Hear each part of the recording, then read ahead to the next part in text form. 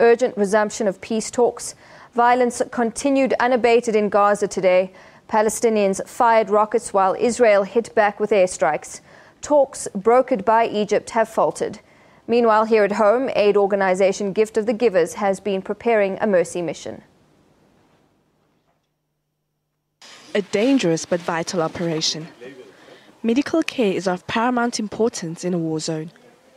120 people volunteered for this mission, but only 10 can go. We are restricted in terms of the medical personnel. Normally, when you go to a disaster zone, or you don't have too many volunteers, so you can only take what you have. Over the years, we've developed where many more volunteers have come. This time, we got more than 120 volunteers, but we can only take 10.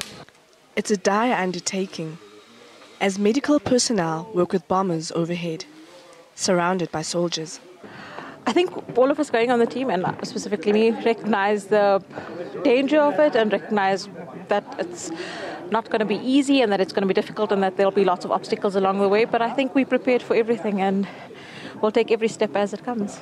Today, Palestine and Egypt call for a resumption of peace talks. The war is 6 weeks old, and most aid has been cut off to the 1.8 million strong population. Since July, over 2,000 Palestinians have been killed. This is why medical help is imperative. Gift of the Givers will fly 16 tons of supplies to Egypt. From there it will be sent to Gaza. The Gift of the Givers team will depart on Tuesday night. Lebogang Tlobata, SABC News, Johannesburg.